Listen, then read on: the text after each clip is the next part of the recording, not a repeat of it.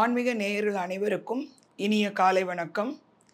இன்றைய காலை தியான மலரில் தினம் வரும் மந்திரம் நிகழ்ச்சியில் உங்களை அனைவரும் சந்திப்பதில் எனக்கு மிகவும் மகிழ்ச்சியாக உள்ளது.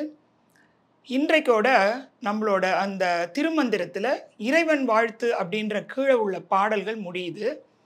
நாளையிலிருந்து 9 தந்திரம், திருமலரோடது 9 தந்திரம். அதனால் நாளையிலிருந்து அந்த முதல் தந்திரத்திலிருந்து உள்ள பாடல்களை பார்க்கலாம். ஒவ்வொன்றுமே அவரோட புரிதல் தான், அது நம்ம கூடயும் கனெக்ட் ஆகிறத நம்மளால் உணர முடியும்.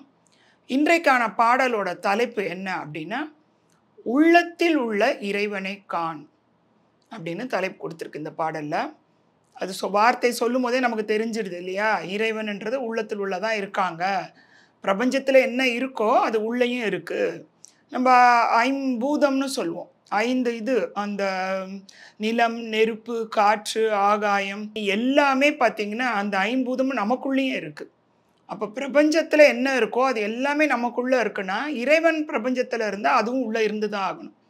அப்போ உள்ளத்தில் உள்ள இறைவனை உணர் அப்படிங்கிறது தான் இந்த பாடலோட தலைப்பாக இருக்குது. இப்போ இந்த பாடலை பார்க்கலாம். வானவர் என்றும் மனிதர் இவர் என்றும் தேனமர் கொன்றை சிவன் அருள் அல்லது தான் அமர்ந்து ஓரும் தனித்தெய்வம் மற்றில்லை ஊன் அமர்ந்தோரை உணர்வது தானே அப்படின்னு இந்த பாடல் இருக்கு. ரொம்ப சிம்பிளாக தான் இருக்கும் வார்த்தைகள் எல்லாம் பார்த்தா இந்த பாடலை பொறுத்த வரைக்கும்.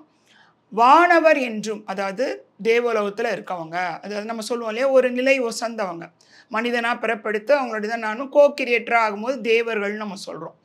அந்த வானவர் என்றும் மனிதர் இவர் என்றும் அப்படின்னு இந்த 2 இதாக பிரித்ததே தேனமர் கொன்றை சிவன் அருள் அல்லது அப்படிங்கிறாங்க. அந்த பாடல் அந்த தேனமர் கொன்றைன்னு கேட்கும்போது எனக்கு ஒரு எண்ணம் வருது. ஒரு கொன்றை மலர், அதை சூட்டி கொண்ட சிவன். அது தேனமர்னு ஏன் சொல்கிறாங்க? தேன் அமரணும்னா அந்த மலர் ரொம்ப வாசம் மிக்கதாக இருக்கணும். நமக்கு எப்பவுமே கடவுளை வழிபடும் போதும் நம்மளை அந்த அவங்களுக்கு ஒரு படைக்கும் போது கூட நமக்கு எது ரொம்ப பிடிச்சிருக்கோ அதைத்தான் நம்ம கொடுக்கணும்னு நினைப்போம் இல்லையா. நமக்கு ஒரு வாசனை உள்ள மலர்கள் தான் ரொம்ப பிடிக்கும். அதில் தேன் அமருதான். அப்படி அந்த தேனுக்காக அது மேலே அந்த வண்டு அமரக்கூடிய அந்த மலர் கொன்றைய அணிஞ்சிருக்க சிவன், அவனோட அருளால மட்டும்தான் இந்த வானவர் மனிதர் அப்படின்னு 2 பிரிவா நம்ம இருக்கிறோம். தான் அமர்ந்து அவங்க பிரிவெல்லாம் கிடையாது. எல்லாருக்கும் தனித்தெய்வம் மற்றில்லை. அவங்களுக்கு ஒரு தெய்வம், இவங்களுக்கு ஒரு தெய்வம்னு இல்லைன்றார். நமக்கு ஒருவேளை வானவரை பற்றி தெரியாமல் இருக்கலாம், தேவர்கள் நம்ம கேள்விப்பட்டிருக்கலாம், யாரையும் பார்த்ததில்லை இல்லையா. அதே சமயத்தில் நம்ம பூமியில் வாழ்கிறதுக்கு நம்ம பிரித்து பார்க்கலாம்.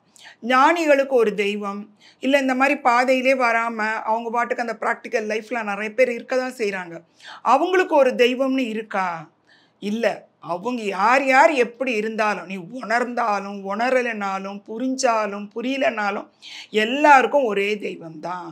அதை தான் அவர் வானவர் என்றும் மனிதவர் என்றும் சொல்கிறாரோன்னு தோணுது. உனக்கு புரிஞ்சாலும் தெய்வம்தான், உனக்கு அது புரியலைனாலும் உனக்கும் அதே தெய்வம் தான். அப்போ அந்த தெய்வத்தை எப்படி உணர்றது? ஊன் அமர்ந்தோரை உணர்வது தானே. ஊனுன்னா நம்ம உடல். அந்த உடல் மூலமாக அமரணும். அமரணும் என்ன? தியானத்தில் அமர்ந்தா மட்டும்தான் உனக்குள்ளே இருக்கிற தெய்வம் தான் அவங்கக்குள்ளேயும் இருக்குது. முதல்ல உனக்குள்ள தெய்வம் இருக்கா, அந்த தெய்வ நிலை இருக்கா, இறைத்தன்மை இருக்கா, இதை உணர்ந்துட்டோம்னா அந்த உணர்ந்த அக்கணமே மற்ற எல்லாருக்குள்ளேயும் இருக்கிற அந்த இறைத்தன்மை நம்மளால் பார்க்க முடியும். அதைத்தான் அவங்க சொல்கிறாங்க, ஊன் அமர்ந்தோரை உணர்வது தானே. அப்போ உள்ளே இருக்கிற தெய்வத்தை பார்க்கக்கூடிய ஒரு வழியாக அவர் அழகாக சொல்லியிருக்காரு இல்லையா. இதில் நம்ம பிரித்து பார்க்க வேண்டான்னு அந்த ஒரு வித்தியாசம் தோணுச்சு. இப்போ நம்ம நிறைய பேர் நினைப்போம், தியானம் பண்ணுறவங்களாம் கொஞ்சம் ஏதோ அவங்களுக்கு தெரிஞ்சிருச்சு, உயர்ந்தவர்கள். நமக்குள்ளேயே அந்த ஈகோ, சொல்லப்போனால் சாதாரண வாழ்க்கையில் வாழ்கிறவங்கள விட இந்த தியான பாதையில் வர்றவங்களுக்கு கொஞ்சம் ஈகோன்றது அதிகமாக வரத்துக்கு வாய்ப்பு இருக்குது. ஏன்னா நம்ம ஏதோ ஒரு நல்ல உயர்ந்த பாதையை தேர்ந்தெடுத்துட்டோன்ற எண்ணம் இருக்கும்போது அந்த ஒரு எண்ணமே நமக்கு ஒரு அகந்தியை கொடுக்கறதுக்கு வாய்ப்பு இருக்குது. அதையும் கூட எவ்வளோ அழகாக சொல்கிறாரு பாருங்க. அவங்களுக்கு ஒரு தெய்வம், உனக்கு ஒரு தெய்வம்னு இல்லையே, எல்லாருக்கும் ஒரே தெய்வம் தானே. அவங்களும் உட்காந்து பார்த்தாங்கன்னா தெரிஞ்சுக்க போகிறாங்க, அவ்வளோதான் வித்தியாசம் அப்படிங்கிற மாதிரி இருக்குல்ல இந்த பாடல். இன்றைக்கி அந்த பாடலை மறுபடியும் ஒரு தடவை பார்க்கலாம். வானவர் என்றும் மனிதர் இவர் என்றும் தேனமர் கொன்றை சிவன் அருள் அவன் இல்லாம அருளது. தான் அமர்ந்து ஒரு தனி தெய்வம் மற்றில்லை. தான் அமர்ந்து ஓரும் தனி தெய்வம் மற்றில்லை. அந்த மாதிரி தனியா ஒரு தெய்வம்னு இல்லை. ஊன் அமர்ந்தவரை உணர்வது தானே.